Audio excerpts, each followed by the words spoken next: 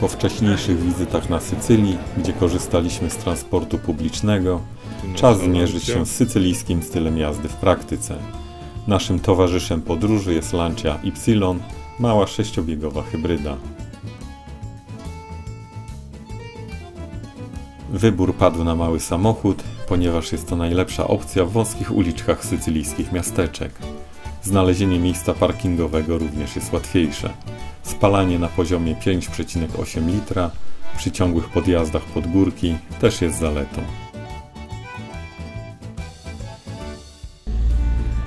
Na Sycylii mamy autostrady płatne i bezpłatne. Na płatnych warto mieć drobne, monety lub banknoty, żeby zapłacić w samoobsługowej kasie przy wyjeździe.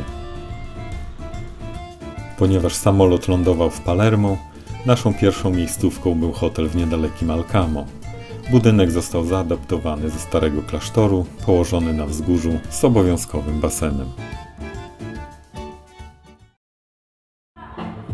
Alcamo było sceną krwawej wojny mafijnej na przełomie lat 80. i 90., w której zginęły dziesiątki ofiar.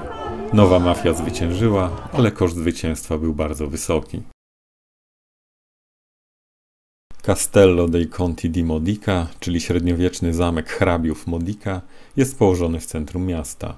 Budowa zamku została rozpoczęta około 1340 roku, a ukończona 10 lat później. Na wierzchołkach znajdują się 4 wieże, 2 kwadratowe i 2 okrągłe, z których każda pełniła określone funkcje. W najwyższej kwadratowej mieściło się więzienie z salą tortur. Piazza Ciullo to główny plac Alcamo, nazwany na cześć wielkiego poety Ciullo d'Alcamo. Na placu mieści się dawne kolegium jezuickie z 1652 roku oraz drugi co do wielkości kościół w Alcamo, La Chiesa del Gesù, budowany przez 80 lat na przełomie XVII i XVIII wieku. Niedaleko Alcamo można zwiedzić Segestę, która była jedną z najważniejszych siedzib rdzennej ludności Sycylii. Już w VI wieku przed naszą erą rozpoczął się konflikt o granicę z sąsiednim Selinunte. Świetność Segesty zakończył w 307 roku przed naszą erą władca Syrakus Agatokles. Na historyczne wzgórze turystów dowozi autobus. Prawdziwym klejnotem na tym terenie jest świetnie zachowana świątynia dorycka z V wieku przed naszą erą z 36 kolumnami. 36 kolumn, 9 metrów wysokości, 2 metry średnicy. Arcydzieło, które się zachowało w prawie nienaruszonym stanie do naszych czasów.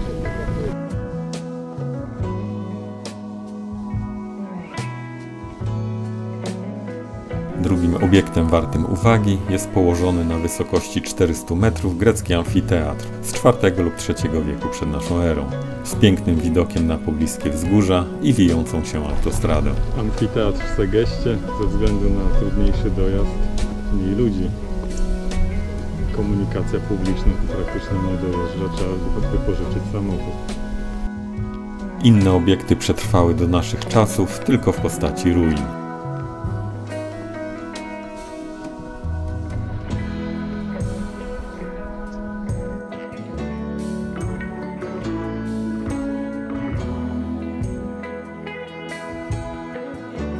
Na osobną uwagę zasługuje północno-zachodni kraniec wyspy, którego naturalne warunki sprzyjają wypoczynkowi. Kurort Castellammare del Golfo jest położony nad zatoką o takiej samej nazwie.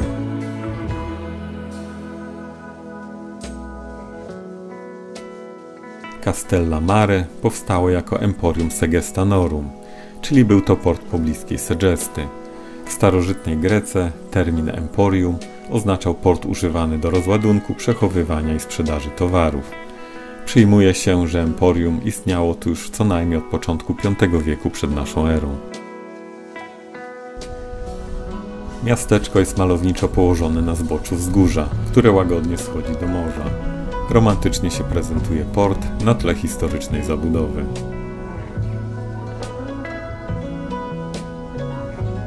W pobliżu portu w oczy rzuca się Castello a Mare, zamek zbudowany przez Arabów w X wieku.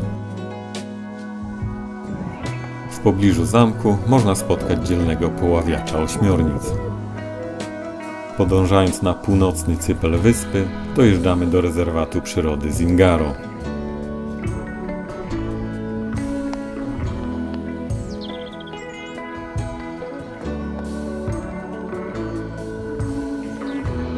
Główny szlak rezerwatu to przybrzeżna ścieżka o długości około 7 km.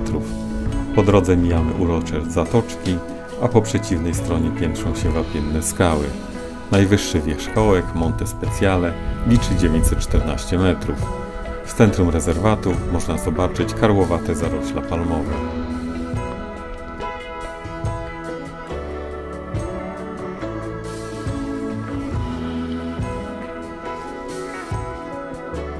Cala d'Isa.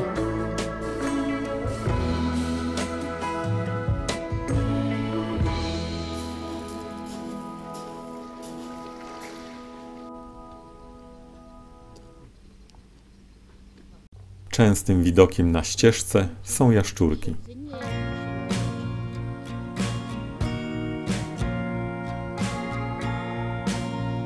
Na szczycie Cypla dojeżdżamy do San Vito Lo Capo, typowego kurortu. W listopadzie jest zdecydowanie luźniej na plaży i na ulicach.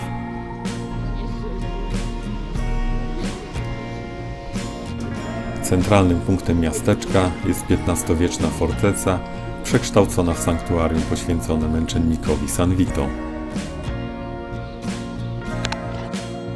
Nad miastem góruje Monte Monaco, ponad 500-metrowy skalisty masyw. Swoją nazwę zawdzięcza szczególnemu kształtowi, który przypomina klęczącego mnicha.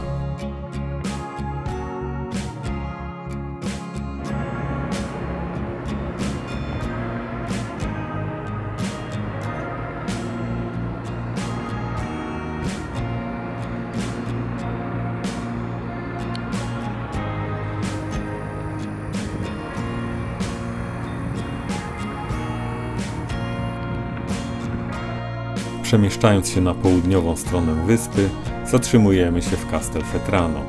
Ślady ludzkiej obecności są tu obecne od paleolitu.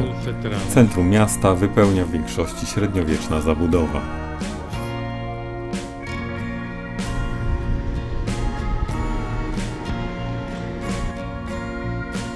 W obrębie gminy mieści się park archeologiczny Selinunte. Niestety byliśmy tam 1 listopada, a w święta muzea są pozamykane.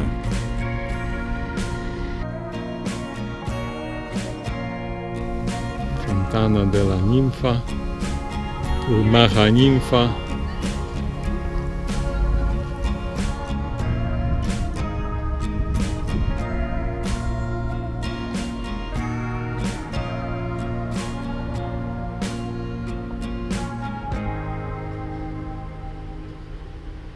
Jadąc wzdłuż południowego wybrzeża na wschód, dojeżdżamy do Scala dei Turchi, czyli do schodów tureckich. Jest to jeden z najbardziej charakterystycznych widoków na Sycylii.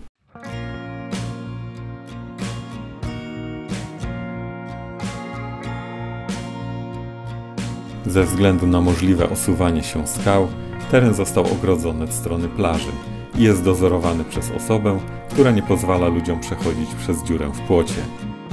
Jednak około godziny 15 pan kończy pracę, a tabun ludzi przelewa się przez ogrodzenie, aby zrobić sobie selfika na białym klifie z lazurowym morzem w tle.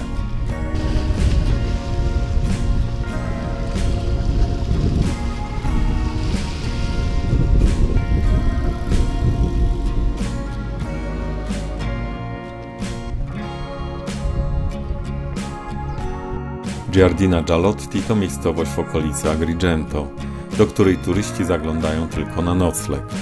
Są dwa czynniki odpowiedzialne za taki stan rzeczy. Po pierwsze, nie ma tam spektakularnych zabytków. Po drugie, dojazd dość długą, krętą z mnóstwem podjazdów drogą sprawia, że czujesz, jakbyś jechał w niedostępne ostępy.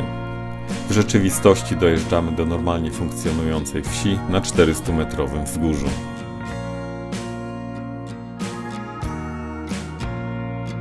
Z tarasu hotelu B&B widać zachód słońca, panoramę na odległe morze i wzgórza.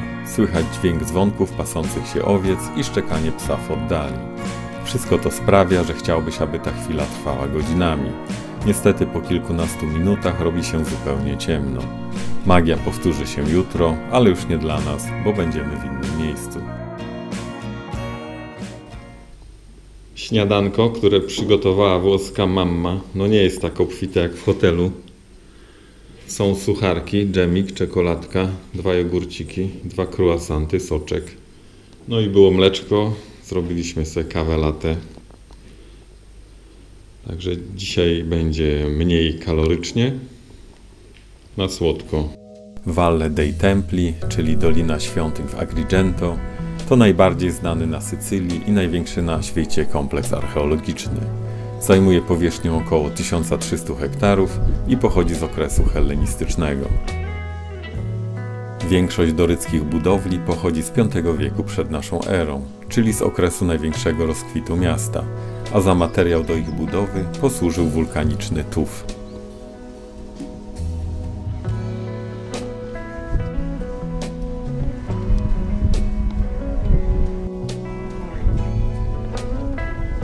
Świątynia Konkordii wraz z Partenonem w Atenach jest uważana za najlepiej zachowaną świątynię dorycką na świecie.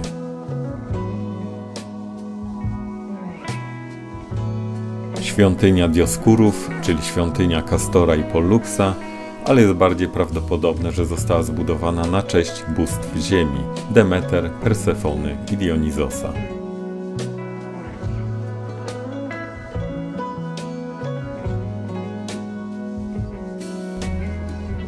Świątynia Zeusa Olimpijskiego zbudowana po zwycięstwie Chimery nad Kartagińczykami 480-479 rok przed naszą erą.